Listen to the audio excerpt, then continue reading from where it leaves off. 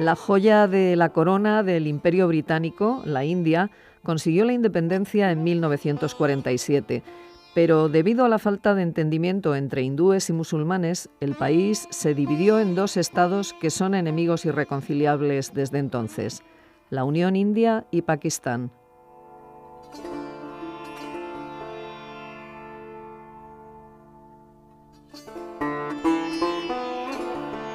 Para hablarnos de la evolución política del subcontinente indio desde entonces, nos acompaña el profesor del Departamento de Geografía de nuestra universidad, Julio López Davalillo.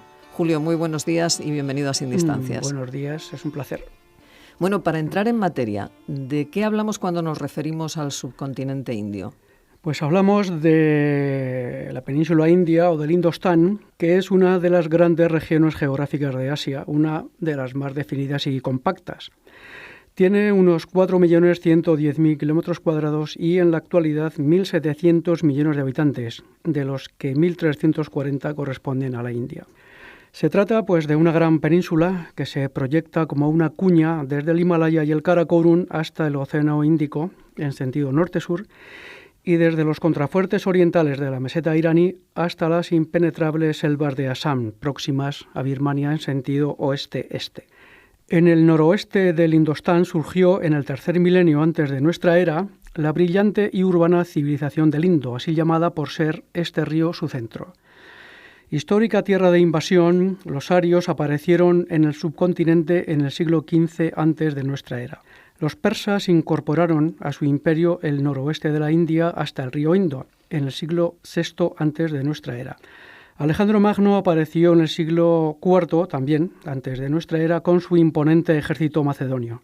Siguió luego, apenas un siglo después, el gran imperio Maurya, que logró por primera vez una efímera unificación política de todo el subcontinente indio. Y hasta la conquista británica, iniciada en el siglo XVIII y completada a finales del XIX, la India conoció una sucesión prácticamente ininterrumpida de invasores y grandes imperios, escitas, hunos, árabes, turco-afganos, timúridas y mogoles. Bueno, Julio, pero ya en el siglo XX y con el dominio británico en entredicho, ¿en qué circunstancias se produjo la denominada partición de la India? Pues Gran Bretaña, como el resto de las potencias coloniales europeas, Francia, Holanda y Bélgica, salió muy debilitada de la Segunda Guerra Mundial. En la India el clamor por la independencia se remontaba a varias décadas atrás, debido al activismo del Congreso Nacional Indio, un movimiento político fundado en 1885, y de Mahatma Gandhi, que preconizaba la desobediencia civil y la no violencia para echar a los británicos.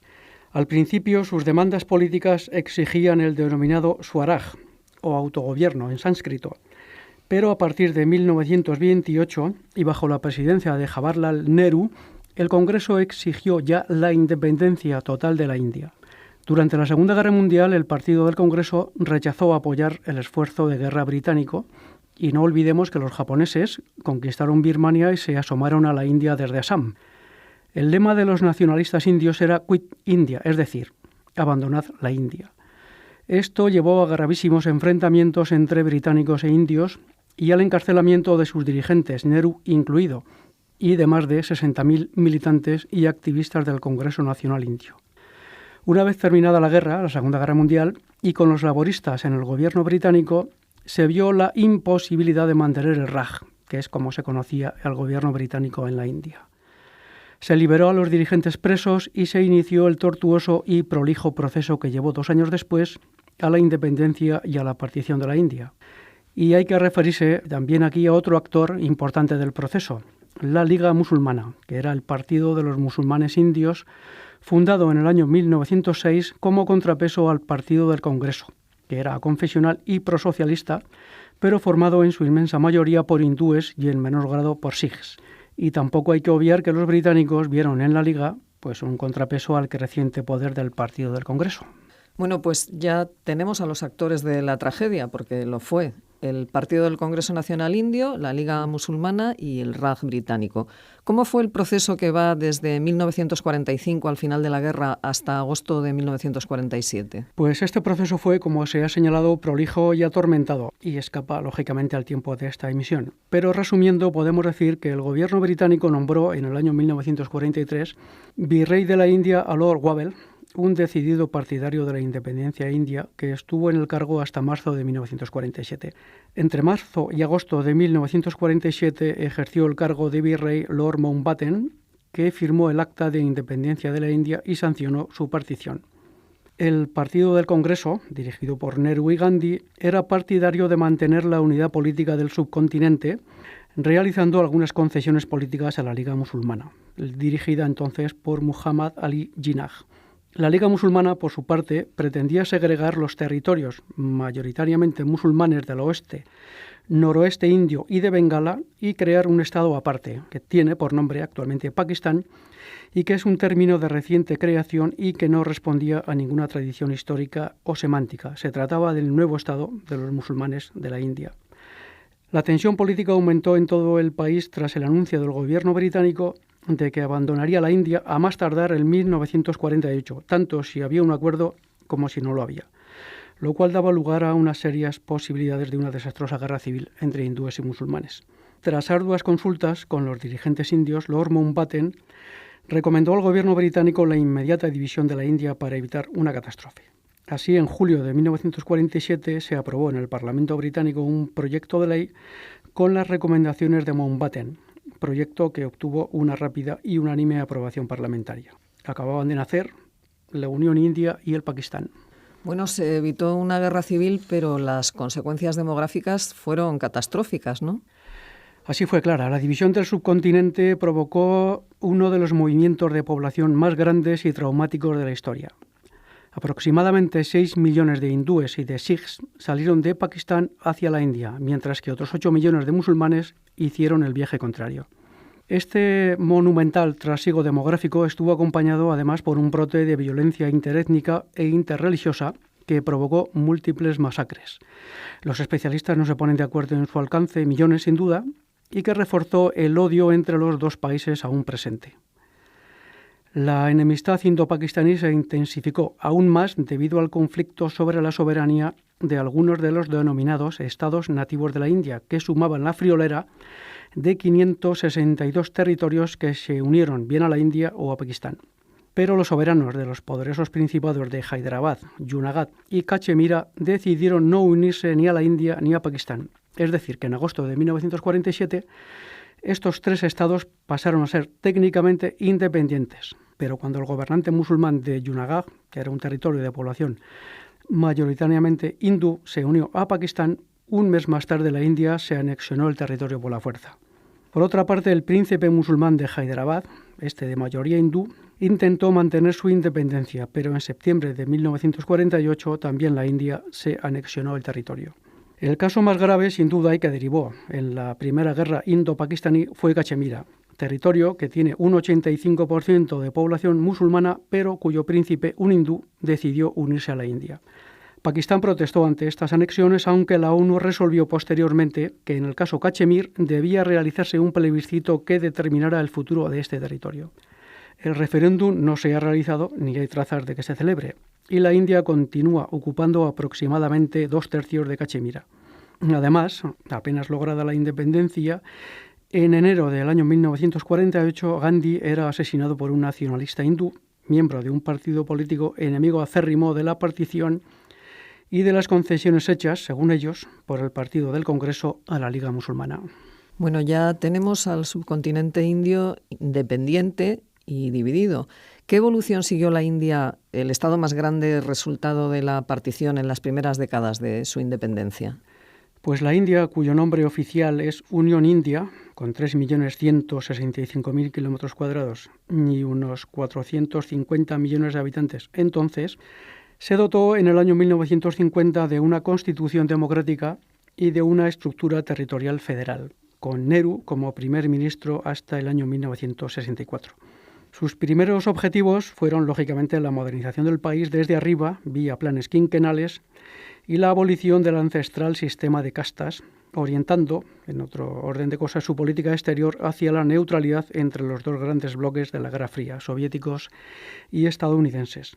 Paralelamente, reivindicando su condición de gran potencia en ciernes, la India ocupó los enclaves portugueses de Goa, Damao y Diu en el año 1961.